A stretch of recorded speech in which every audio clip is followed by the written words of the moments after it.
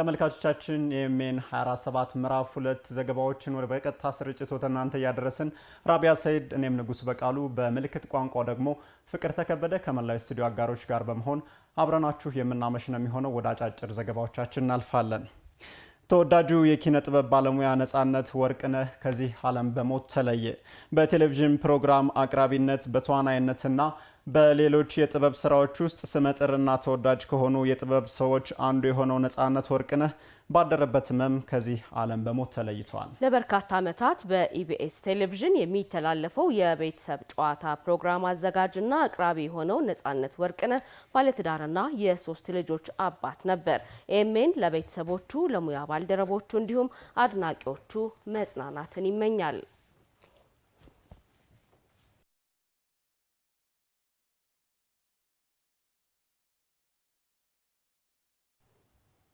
ይህ በእንዲህ እንዳለም ጠቅላይ ሚኒስትር ዶክተር አብይ አህመድ በአርቲስት ነጻነት ወርቅነህ ህልፈት የተሰማቸውን ሀዘን ገልጸዋል። ጠቅላይ ሚኒስትሩ በማህበራዊ ትስስር ገጻቸው ባስተላለፉት መልእክት አርቲስት ነጻነት ወርቅነህ በድንገት በማረፉ ሀዘን ተሰምቶኛል ብለዋል።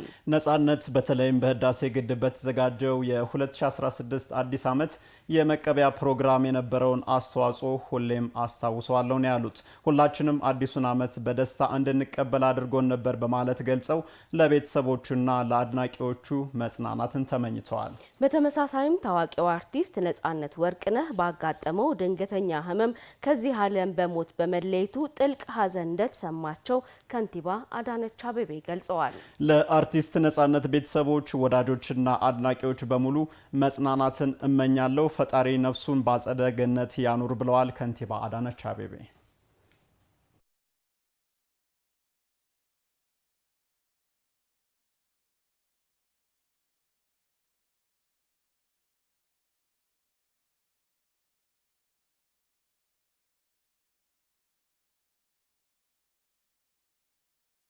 ወደ ሌሎች ጉዳዮቻችን ስናልፍ የብልጽግና ፓርቲ በየዘርፉ የህዝብን ተጠቃሚነት ለማሳደግ የጀመራቸውን ተግባራት አጠናክሮ እንደሚቀጥል የፓርቲው ምክትል ፕሬዝዳንትና በምክትል ጠቅላይ ሚኒስትር ማዕረግ የዴሞክራሲ ስርዓት ግንባታ ማስተባበሪያ ማዕከል ኃላፊ አቶ አደም ፋራህ ገለጹ።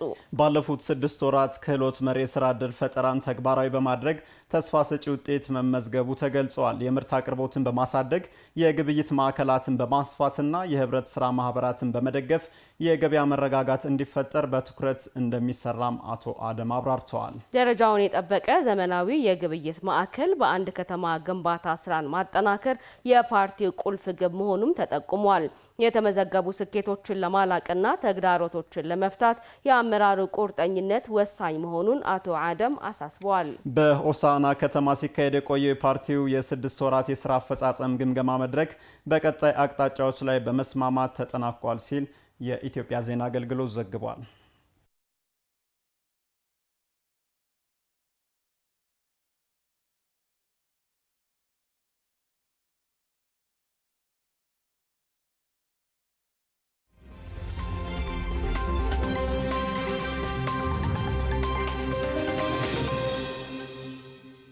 ተመልካቾቻችን አዲስ ሚዲያ ኔትወርክ ላይ ትገኛላችሁ። የሜን 24/7 ምዕራፍ 2 በቀጥታ ስርጭት በርካታ መረጃዎችን ወደ እናንተ እያደረሰ ነው የሚገኘው። አሁን ደግሞ በዝርዝር ወደምንመለከታቸው ጉዳዮቻችን እናልፋለን። አብራችሁን አምሹ። ለረጅም ዓመታት የቆየ ጥያቄያቸው በመመለሱ ደስታ እንደተሰማቸው የመንጃ ፍቃድ ስልጠና መውሰድ የጀመሩ መስማት የተሳናቸው ሰልጣኞች ገለጹ። የአዲስ አበባ አሽከርካሪ ተሽከርካሪ ፍቃድና ቁጥጥር ባለስልጣን መስማት ለተሳናቸው ዜጎች የመንጃ ፍቃድ ስልጠና መውሰድ እንዲችሉ ፍቃድ ሰጥቷል። ጸጋ ታደለ ተጨማሪውን ይዛለች። ወጣት ናሆም የመዲናዋ ነዋሪ ነው። መስማት የተሳነው ሲሆን ባለትዳርና የቤተሰብ አስተዳዳሪም ነው። የገቢ ምንጩ ደግሞ መኪና ማጠብ። ታዲያ ናሆም የተሻለ ገቢ የሚያስገኝ ስራ ሰርቶ የልጆቹን ፍላጎት ማሟላት የምንጊዜ መሻቱ ነው። መኪና አጥባለሁ። ሁልጊዜም መኪና ለመንዳት እጓጓለሁ። አንዳንዴ አልተኛም፣ እጨነቃለሁ። ልጆቼን መኪና ኖሮኝ እያሽከረከርኩኝ ባስተዳድራቸው ደስ ይለኛል። አላማይም ሁሌም ከልጆቼ ጋር በደስታ መኖር ነው። የአዲስ አበባ የአሽከርካሪና ተሽከርካሪ ፍቃድና ቁጥጥር ባለስልጣን መስማት ለተሳናቸው ዜጎች የመንጃ ፍቃድ ስልጠና መስጠት መጀመሩን ተከትሎ በርካታ ቁጥር ቁጥር ያላቸው መስማት የተሳናቸው ዜጎች ስልጠናውን መውሰድ ጀምረዋል። መሪው የሚገናኘው ከፊት ጎማ ጋር ነው። ለረጅም ዓመታት የማሽከርከር ፍቃድ እንዲሰጣቸው ሲጠይቁ ቢቆዩም ትኩረት ተነፍጓቸው እንደቆየ ስልጠናውን በመከታተል ላይ የሚገኙ ሰልጣኞች ይገልጻሉ። እውነት ለመናገር በጣም ነው ደስ ያለኝ። ምክንያቱም ይህ ጥያቄ ከ40 ዓመት በፊት ነው ሲጠየቅ የነበረው። ደስታዬ ራሱን ለመግለጽ ከብደኛል። ምክንያቱም 1987 ጀምሬ ነበር እኔ መንጃ ፍቃድ ምን ነበር። አሁን እንግዲህ ከ31 ዓመት በኋላ እግዚአብሔር እድሜ ሰጥቶኝ እዚህ ላይ በመድረሴ እጅግ በጣም ደስ ብሎኝ ነው። ይህ እድል ለልጆቼ የተሻለ ይሆናል ብዬ ነው የማምነው። ማሽከርከር ስለተፈቀደልን መንግስትን አመሰግናለሁ። ትራንስፖርት ባለስልጣን ሁሉንም አመሰግናለሁ። ልጆቼን ጥሩ አስተዳደግ አሳድጌ አብሬ አመሰግናቸዋለሁ። የማሽከርከር ስልጠናውን ምቹ በሆነና በቴክኖሎጂ በታገዘ መንገድ እየወሰዱ መሆኑን የሚያነሱት ሰልጣኞቹ ወደ ተግባር በሚገባበት ጊዜም ጥንቃቄ እንደሚያስፈልግና ማህበረሰቡም ግንዛቤውን ሊያዳብር ይገባልም ይላሉ። መስማት የተሳነን መማር የምንችለው በማየት ነው። ምክንያቱም አይኖቻችን ናቸው ለመስማት የምንጠቀምበት፣ ጆሮአችን አይደለም። ስለዚህ ማንኛውም ነገር አይተን ነው መረዳት የምንችለው። እዚህ ክፍል ውስጥ ደግሞ የተለያዩ ማቴሪያሎች አሉ። ስለዚህ እያንዳንዱ ነገር በማየት በስዕል አለ፣ ማቴሪያሎቹ ራሳቸው አሉ። ስለዚህ በቂ የሆነ ዝግጅት ተደርጓል። መስማት የተሳናቸው እዚህ ትምህርት ቤት ውስጥ በሚማሩበት ጊዜ የተሻለና ውጤታማ እንዲሆኑ እንደሚያደርጋቸው በማመን ነው የሰራ ነው። ከእያንዳንዳችን ጥንቃቄ ያስፈልጋል። የተከለከልበት ዋናው ምክንያት በራሱ አይ ስለማይሰሙ መንዳት አይችሉም የሚለውን ነገር ሰበብ አድርጎ ነው። ስለዚህ ያ ነገር ለማህበረሰቡ ግንዛቤ ለማስጨበጥ ማድረግ ያለብን ተጠንቅቀን የተሰጠንን ኃላፊነት መወጣት አለብን። በ2023 በሀገር ደረጃ ሞዴል አገልግሎት ሰጪ ተቋም የመሆን ራዕይ ሰንቆ የሚሰራው የአዲስ አበባ የአሽከርካሪና ተሽከርካሪ ፍቃድ ቁጥጥር ባለስልጣን ይህንን ዓመታት ያስቆጠረ ጥያቄ ምላሽ እንዲያገኝ በማድረግ ሂደት ውስጥ ከሌሎች ባለድርሻ አካላት ጋር በመቀናጀት አስፈላጊ ስራዎችን ሲሰራ መቆየቱን የባለስልጣኑ የህዝብ ግንኙነት ዳይሬክተር የሆኑት ሰርካለም አስፋው ተናግረዋል። ባለስልጣን መስሪያ ቤታችን ያው ከፌዴራል ትራንስፖርት መነሻ ፍቃድ ደብዳቤ ተሰጥቶናል። ከዛ እሱን መነሻ በማድረግ ስልጠናዎችን እነዚህ ማኑዋሎች፣ የማሰልጠኛ ማኑዋሎችን፣ ሰነዶቹን ወደ ምልክት ቋንቋ የመቀየር ምክንያቱም መስማታቸው የተጎዳ ወይም ደግሞ መስማት የተሳናቸው ዜጎች አይስሙም እንጂ እነሱን ተደራሽ ለማድረግ ማኑዋሉን መመሪያውን ወደ እይታ የመቀየር ወደ ቪዲዮ የመቀየር እሱም ብቻም አይደለም ለነሱ ተስማሚ የሆነ አሰልጣኝ የማዘጋጀት እሱን የሚሰጥ ትምህርት ቤት የማዘጋጀት ይሄንን ከአዲስ አበባ ዩኒቨርሲቲና ከአካል ጉዳተኛ መስማት ከተሳናቸው ማህበራት ከአካል ጉዳተኞች ማህበራት ጋር ከማሰልጠኛ ተቋማት ጋር በመሆን ረጅም ጊዜ ይሄ ስራ ሲሰራ ቆይቷል። ስልጠናው መሰጠት ከመጀመሩ በፊት በርካታ የቅድመ ዝግጅት ስራዎች መሰራታቸውንና መስማት ለተሳናቸው ዜጎች ተስማሚ የሆኑ የስልጠና መገልገያዎችን የማሟላት ሂደቶች እንደነበሩ የኪባይኪ የአሽከርካሪዎች ማሰልጠኛ ተቋም ቅርንጫፍ ዳይሬክተር ሄኖክ ተሾመ ይናገራል። አንዳንድ ለአሽከርካሪ ማሰልጠን ተግባር ላይ የምንጠቀማቸው ስሞች ነገር ግን የምልክት ቋንቋ የሌላቸው ወርክሾፕ ውስጥ የምንጠቀማቸው የመኪና ክፍሎች ሊሆን ይችላል። ከዚህ በፊት ስለማያሽከረክሩ የምልክት ቋንቋ ያልተፈጠረላቸውን የመፍጠር ስራ ተሰርቷል። ይህም አሽከርካሪው ለማሽከርከር ሲመጣ ዝግጅት ይረዳው ዘንድ በመዝገበ ቃላት መልኩ ተሰንዶ ተቀምጧል። ሌሎች አሽከርካሪዎች መስማት የተሳናቸው አሽከርካሪዎችን ለመለየት እንዲችሉ በተሽከርካሪዎቻቸው ላይ የሚለጠፉ ልዩ ምልክቶች መኖራቸውንም ገልጿል። የሚያሽከረክሩት መኪና ላይ መስማት እንደማይችሉና ጥንቃቄና ሌላ ተጨማሪ ድጋፍ እንደሚያስፈልጋቸው የሚገልጹ ምልክቶች መኪኖቻቸው ላይ ይቀመጣሉ። ይህም በቀላሉ ሌሎች አሽከርካሪዎች መስማት የተሳኑ አሽከርካሪ መሆኑን አውቀው ጥንቃቄ እንዲያደርጉ ይረዳቸዋል። ከዚህ በተጨማሪ የሚያሽከረክሯቸው መኪናዎች ላይ ደግሞ በተቻለ አቅም በዙሪያቸው ያለውን እይታ ፊት ለፊታቸው የሚያመጣላቸውን ዘመናዊ መኪኖች እንዲጠቀሙ ነው ከስምምነት የደረስነው። ለመቀየር ለመታጠፍ ስንፈልግ የምንጠቀመው ፍሬች የአዲስ አበባ ከተማ አስተዳደር እየሰራ ባለው ሰው ተኮር የልማት ስራዎች ለማህበራዊ ችግር የተጋለጡ ዜጎችን ችግር ከመቅረፍ ባለፈ የሀገር ባለውለታዎችን ያስታወሱ ናቸው። በቅርቡ በገናዋ ዜማ በሰው ተኮር ልማት ከተገነቡ ቤቶች መካከል 108ቱ የተሰጡት ለሀገር ባለውለታ ዜጎችና ቤተሰቦቻቸው ነበር። ከነዚህ መካከል የጀግናው አርበኛ ሌተናል ኮሎኔል አብዲሳ አጋ ልጅ ኤልያስ አብዲሳ አንዱ ሲሆን ባልደረባችን አልማዝ ሙሉጌታ በጉዳዩ ላይ ተጨማሪ መረጃ አሰናድታለች።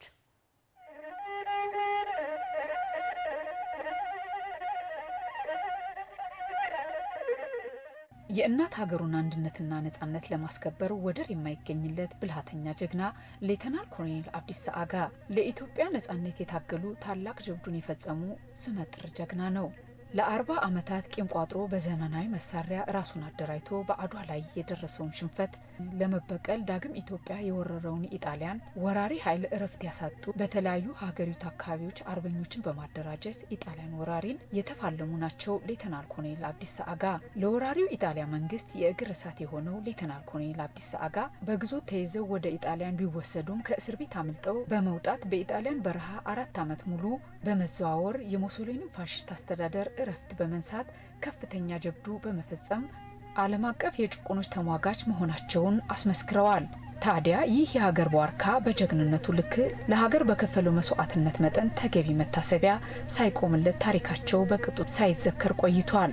ከለውጡ በኋላ ግን መንግስት ለጀግናው ሌተናል ኮሎኔል አብዲሳ አጋ ትኩረት በመስጠት በአዲስ አበባ ከተማ የሚገኘው ፈርሶ የነበረው ትምህርት ቤት እንዲታደስ በትምህርት ቤቱም ሐውልት እንዲቆም ተደርጓል።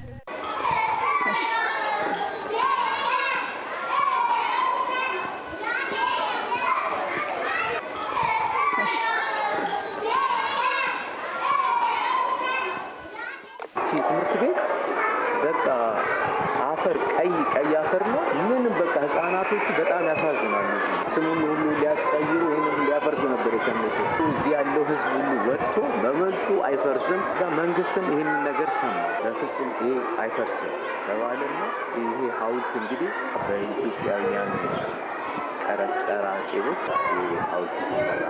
እኔ ትልቅ ምስጋና አለኝ ለመንግስት በጣም ምክንያቱም ይኸው ስሙ ተነሳ። በ45 ዓመቱ ተረስቶ የነበረ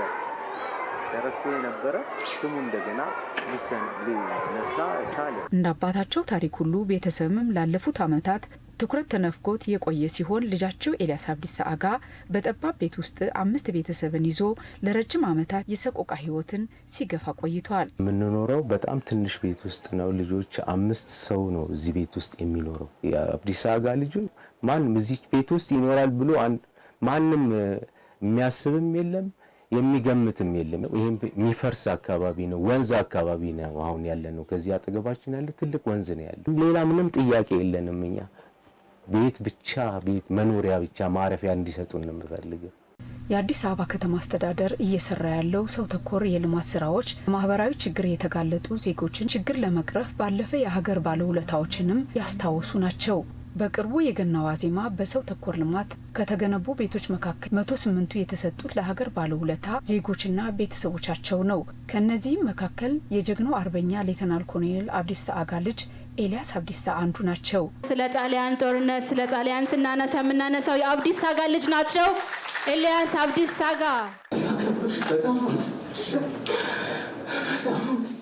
ለባለውለታ ለሀገር ለሰሩ ሰዎች ለድሆች ይህንን ነገር አስቦ እኛን ደግሞ ቤታችንን አስቦ በአብዞ በቃ የኮሎኔል አብዲሳ አጋ በህይወት አሉ። በተበረከተው ስጦታ እጅግ የተደሰቱት ኤልያስ አብዲሳ አጋ አባቱ ለሀገር የከፈለውን መስዋዕትነት በማሰብ የአዲስ አበባ ከተማ ያደረገው የቤት ስጦታ ታሪክ የማይረሳው ነው ይላሉ። ክብርት አዳነች አቤቤንም ከልቤ ነው ከቤተሰቦቼ ሁሉ አንድ ላይ ሆነን በእነሱ ስም በራሴ ስም በጣም ነው የማመሰግነው። ስጦታው ለቤተሰብ ትልቅ ፎይታ የሰጠ ነው ያሉት ኤልያስ አብዲሳ አጋ ከተማ አስተዳደሩ እየሰራ ያለው ሰው ተኮር ስራ የዜጎችን ህይወት እየቀየረ መሆኑን ተናግረዋል።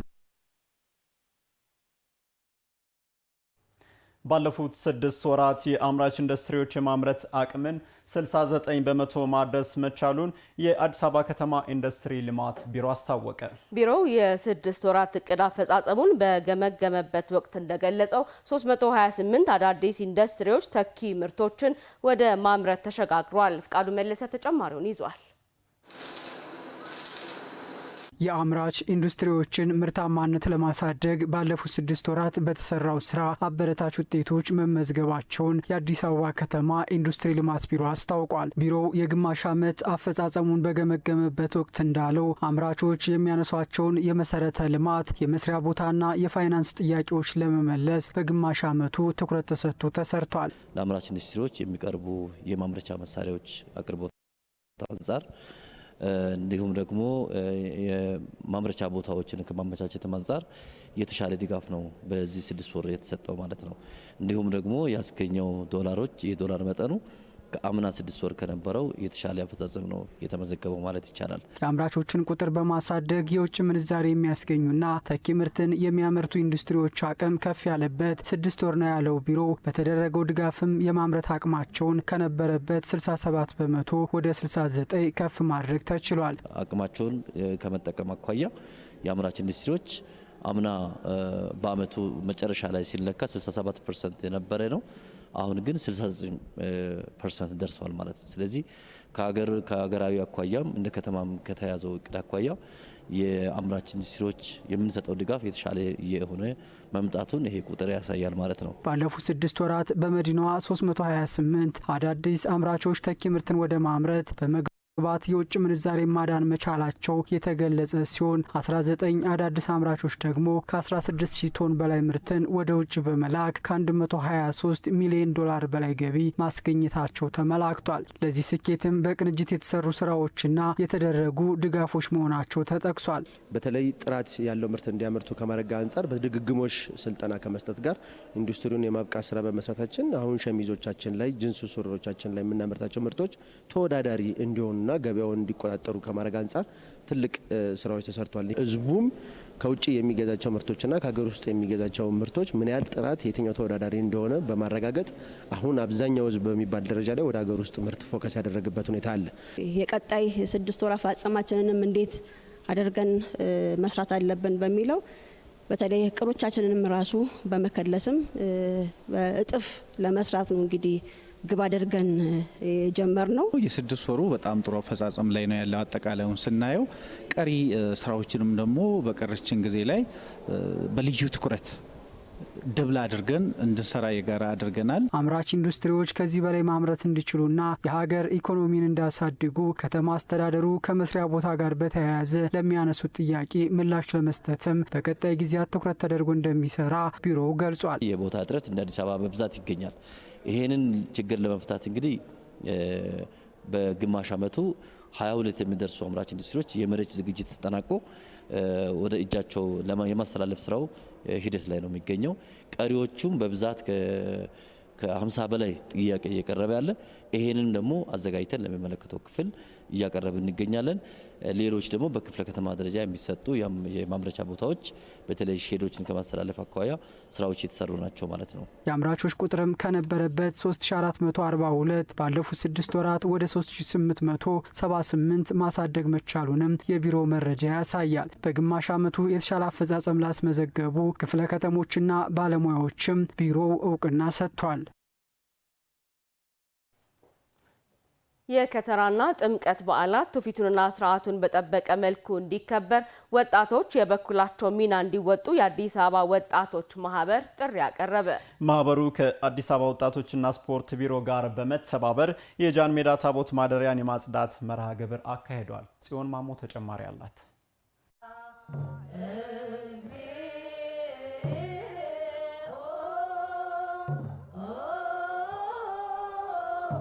የከተራና ጥምቀት በዓል በኢትዮጵያ ኦርቶዶክስ ተዋሕዶ ቤተክርስቲያን ከሚከበሩ የአደባባይ በዓላት መካከል ይጠቀሳሉ። ለእነዚህ በዓላትም ታቦታቱ ከመንበረ ክብራቸው ተነስተው ወደ ታቦታት ማደሪያ ያርፋሉ። ይህንን ምክንያት በማድረግም በየዓመቱ ታቦታቱ የሚያድሩባቸው ቦታዎች ይጸዳሉ። የአዲስ አበባ ወጣቶች ማህበርም ከአዲስ አበባ ወጣቶችና ስፖርት ቢሮ ጋር በመተባበር የጃን ሜዳን ታቦት ማደሪያ አጽድተዋል።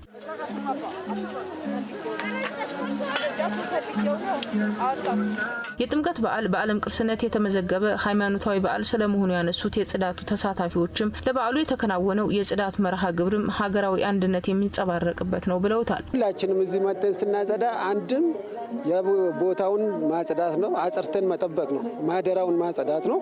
ሁለትም ደግሞ መከባበር፣ ለሀገር ክብር፣ ለሀገር አንድነት ማሳያ ቦታ ነው። እዚህ ቦታ ስንገናኝ ማለት ነው። የ2018 የጥምቀት በዓልን በማስመልከት ነው ጽዳት በጃል ሜዳ እያከናወነ ያለ ነው። እንደሚታወቀው ከበርካታ አካባቢዎች መጥቶ ታቦታት በመምጣት የሚከበርበት ቦታ ነውና ይህንን በማስመልከት ማህበራችን ከዚህ ቀደምም ሰፋ ያለ የጽዳት ፕሮግራሞችን በታቦት ማደሪያዎች የተለያዩ ተግባራቶችን ያከናውናል። ያንን በማስመልከት ዛሬ ላይ እዚህ ላይ ፕሮግራም ለማከናወን ጽዳት ለማድረግ ሞክረናል።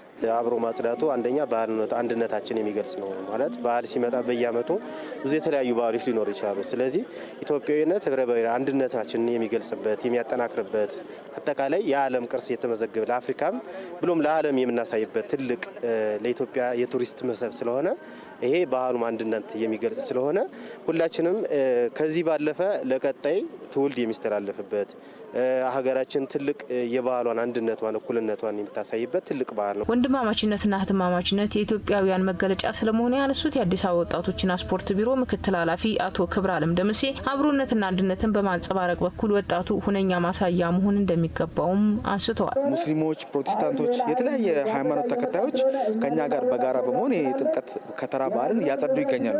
ይህም ብቻ ማለት በሙስሊምም ባህል ኦርቶዶክሶችም፣ ፕሮቴስታንቶችም ሌሎች ባህሎችም በመደጋገፍ የእነሱንም ባህል በጋራ ነው የምናከብረውና ይሄ የኢትዮጵያዊነት አንደኛው ማሳያ አንደኛው ምሳሌ ነውና አብሮነታችንን በዚህ መልኩ ነው ማሳደግ የሚገባን። ለዚህ ደግሞ ወጣቱ ሁነኛ ማሳያ ሁነኛ ምሳሌ መሆን መቻል አለበት። የአዲስ አበባ ወጣቶች ማህበር በተለይ የአደባባይ በዓላት ሲከበሩ ወጣቶች ሚናቸውን ሲወጡ ስለመቆየታቸው ያነሱት የአዲስ አበባ ወጣቶች ማህበር ፕሬዚዳንት አቶ በረከት ብርብርሳ መጪው የከተራና ጥምቀት በዓል ትውፊትና ስርዓቱን በጠበቀ መልኩ እንዲከበርም ወጣቶች የበኩላቸውን ሚና እንዲወጡም አሳስበዋል። በዓሉ እሴቱንና ትውፊቱን ጠብቆ እንዲከናወን ወጣቶቹ የበጎ ፍቃድ ስራዎችን እየሰሩ ከሰላምና ጸጥታ ጋር በጋራ በመሆን ስፔሻሊ በሰላም ዙሪያ ኃላፊነታቸውን ይወጣሉ።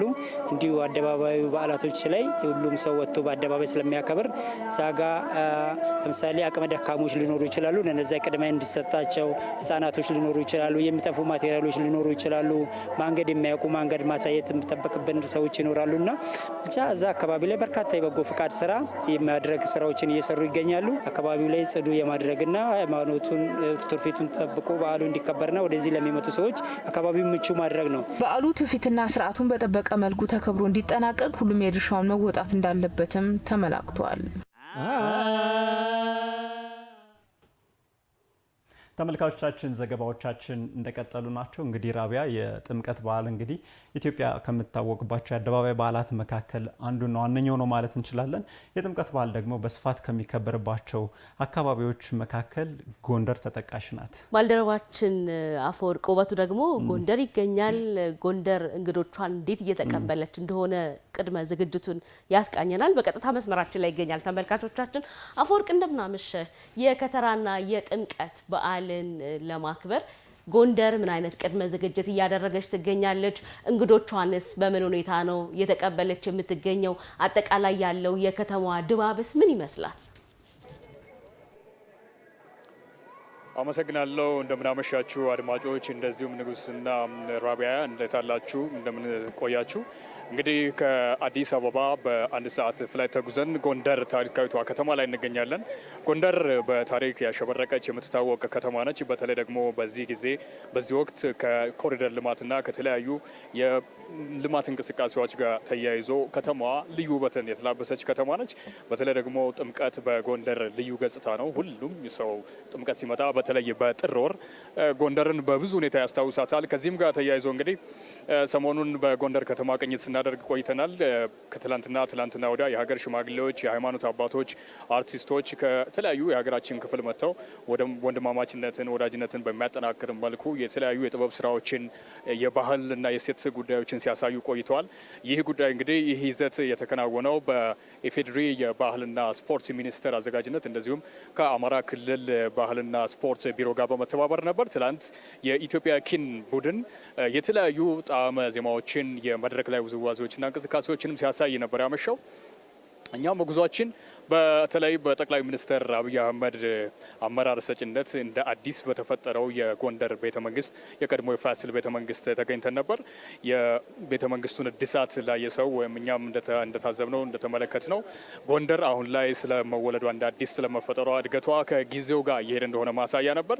ከተለያዩ የዓለም ክፍሎች በርካታ ቱሪስቶች የጎንደርን አጠቃላይ ባህል፣ የእሴት እና የወግ እንደዚሁም ደግሞ የልማት እንቅስቃሴዎችን የፋሲል ቤተመንግስትን ጨምሮ የጎበኙ በኢትዮጵያ ሀብት፣ በኢትዮጵያ አቅምና በኢትዮጵያ የአመራር ሁኔታ እንደዚሁም በኢትዮጵያ አጠቃላይ እንቅስቃሴ መገረማቸውን ሲገልጹልን ነበር።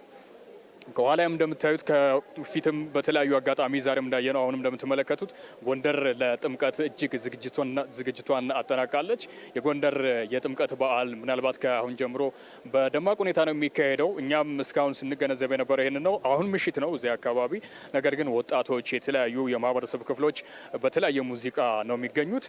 የኮሪደር ልማቱ ያመጣው የመብራት እንቅስቃሴ አለ። መብራቶቹ በአጠቃላይ የጎንደርን ሙሉ ገጽታ የሚያሳዩ ናቸው። በከተማዋ ብዙ ቦታዎች ላይ የሆቴል አገልግሎቶች፣ የህዝቡ አጠቃላይ ያኗኗር ሁኔታ በሙሉ ጎንደር ታሪካዊነቷና አቅሟንና አሁን ያላትን ስም የሚመጥን እንቅስቃሴ እንዳላት ማሳያ ሆኗል። እንግዲህ ብዙ ጊዜ የኢትዮጵያ ለረጅም ጊዜ ሲነሳ የነበረው ሀብቷን፣ አቅሟን በትክክል የመጠቀም ጉዳዩዋ ነበር እንደ ጥያቄ የሚነሳው። ጎንደርን ላየ ለተመለከተ ሰው ግን አሁን ላይ ኢትዮጵያ እውነትም ባሏት አመራሮች፣ በህዝቦቿ፣ በልጆቿ ያላትን አቅም በትክክል መጠቀም እንደጀመረች ማሳያ ነው። የጎንደር ቤተ መንግስት ቅድም እንዳልኩት ምናልባት አሁን ላይ ለኢትዮጵያውያን ብቻ ሳይሆን ለሁሉም ጥናትና ምርምር፣ ለመዝናኛ ቦታ እንደዚሁም የድሮንና የአሁንን እያስተሳሰሩ ለማንሳት ለእውቀትም ጭምር የሚጠቅም እንደሆነ ማየት ይችለናል። እንግዲህ ከዛሬ ጀምሮ እኛም በቅኝታችን በየከተማው ዞር ዞር እያልን የጎንደር የጥምቀት ዝግጅትን፣ የከተራ ዝግጅት ምን ይመስላል የሚለውን እያስቃኝን ነው የምንቆየው። እንግዲህ ከብዙ ጊዜ ጀምሮ ሲነሳ የነበረው የጎንደር 44 ታቦታት በአንድ ላይ የሚገናኙበትና የከተራ በዓል ድምቀት ብዙ ጊዜ ሰዎችን ከውጭም ከሀገር ውስጥም ወደዚህ ቦታ እንዲመጡ የሚስብ ነበር። እሱን በትክክል ተገንዝበናል። እኛም አይተናል።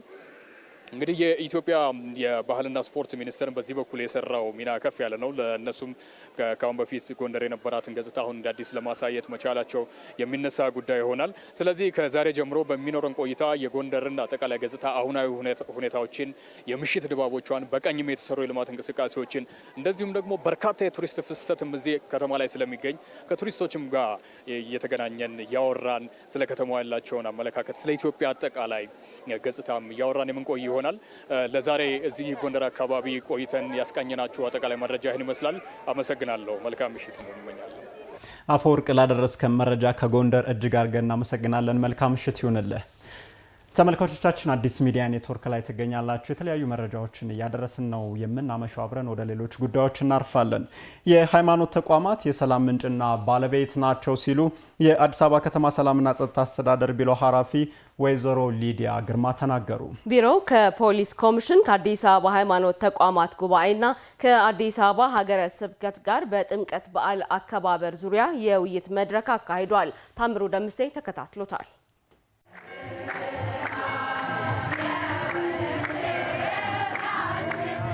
የከተራና የጥምቀት በዓል በኢትዮጵያ ኦርቶዶክስ ተዋሕዶ ቤተክርስቲያን አማኞች ዘንድ በአደባባይ በድምቀት የሚከበር በዓል ነው። ይህ በዓል ሃይማኖታዊና ባህላዊ እሴቱን በጠበቀ መልኩ እንዲከበር የሚያስችሉ የውይይት መድረኮች ከወረዳ ጀምሮ ሲካሄዱ ቆይተዋል። የአዲስ አበባ ከተማ ሰላምና ጸጥታ አስተዳደር ቢሮ ከአዲስ አበባ ፖሊስ ኮሚሽን፣ ከአዲስ አበባ የሃይማኖት ተቋማት ጉባኤና በኢትዮጵያ ኦርቶዶክስ ተዋሕዶ ቤተክርስቲያን የአዲስ አበባ ሀገረ ስብከት ጋር በመተባበር የ2018 ዓ.ም የከተራና የጥምቀት በዓል አከባበርን በማስመልከት የማጠቃለያ ውይይት መድረክ አካሂዷል። በኢትዮጵያ ኦርቶዶክስ ተዋሕዶ ቤተክርስቲያን የአዲስ አበባ የስልጤና የሀዲያ ሀገረ ስብከት ሊቀ ጳጳስ አቡነ ሕርያቆስ በሀገራችን ኢትዮጵያ የሰላም መንፈስ እየሰፈነ የተበታተነው እየተሰባሰበ ወደ አንድነት እየመጣ ያለበት ጊዜ ነው ያሉ ሲሆን ምዕመናኑ በዓሉ በሰላም ተጀምሮ በሰላም እንዲጠናቀቅ የሃይማኖታዊና የዜግነት ግዴታችንን ልንወጣ ይገባል ሲሉ አባታዊ መልእክታቸውን አስተላልፈዋል። በየቆምንበት ሰገነት በየቆምንበት አውደ ምሕረት ላይ ስለ ሰላምና ስለ አንድነት፣ ስለ እርቅና ስለ ስምምነት ብቻ በማወጅ ህዝቡ በሰላም በዓሉን እንዲያከብር ሁላችንም የሃይማኖታዊና የዜግነት ግዴታችንን እንድንወጣ ለማሳሰብ ነው። የአዲስ አበባ ከተማ የሃይማኖት ተቋማት ጉባኤ ዋና ጸሐፊ መጋቢ ታምራት አበጋዝ የጥምቀት በዓል በዓለም ቅርስነት የተመዘገበ በዓል መሆኑን አስታውሰው በዓሉ ሃይማኖታዊና መንፈሳዊ ስርዓቱን ጠብቆ እንዲከበር ይህን መሰል ውይይቶች ላቅ ያለ ሚና እንዳላቸው አንስተዋል።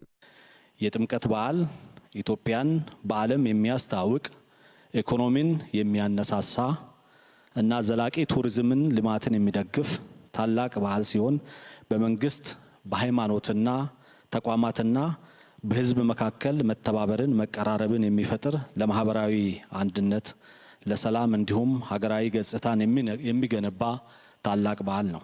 የአዲስ አበባ ከተማ ሰላምና ጸጥታ አስተዳደር ቢሮ ኃላፊ ወይዘሮ ሊዲያ ግርማ በበኩላቸው ከተማዋን የሚመጥን የሰላምና ጸጥታን ለማስፈን የሃይማኖት ተቋማት ሚና ላቅ ያለ መሆኑን የገለጹ ሲሆን በዘንድሮው የመስቀል ደመራና የአእላፋት ዝማሬ በዓላት በሰላም መጠናቀቃቸው እንደ ማሳያነት ጠቅሰዋል። ከተማችንን የሚመጥን ሰላምና ጸጥታ ለማስፈን የሃይማኖት ተቋማት ሚና እጅግ የላቀ ነው። በዚህም ረገድ ባለፉት ጊዜያት የተካሄዱ የመስቀል ደመራና የአእላፋት ዝማሬን ጨምሮ ሌሎች ሃይማኖታዊና ባህላዊ የአደባባይ ኩነቶች፣ ፕሮግራሞች ያለምንም የጸጥታ ችግር ትውፊታቸውን ጠብቀው እንዲከበሩ ማድረግ መቻሉ የሃይማኖት ተቋማት፣ የሃይማኖት አባቶች እንዲሁም የሃይማኖቱ ተከታዮችና መላው የከተማችን ነዋሪ ለሰላም ያላቸውን ቀናይነት የሚያመላክት ነው። የከተራና የጥምቀት በዓል በዓለም በቅርስነት የተመዘገበ መሆኑን ያነሱት ቢሮ ኃላፊዋ ሃይማኖታዊ ክብረ በዓሉ ለሌላ እኩይ ተግባራት ማስፈጸሚያ እንዳይሆኑ ባለመፍቀድ በዓሉ ትውፊቱን በጠበቀ መልኩ ፍጹም ሰላማዊ ሆኖ እንዲከበር ሁሉም የድርሻውን ሊወጣ ይገባል ሲሉም ተናግረዋል። የሀገር ገጽታን በዓለም አቀፍ ደረጃ በሚገነባ መልኩ ያለምንም የጸጥታ ችግር ፍጹም ሰላማዊ በሆነ መልኩ እንዲከበር ለማስቻል ከጸጥታ ተቋማት ጋር በመቀናጀት ክብረ በዓሉ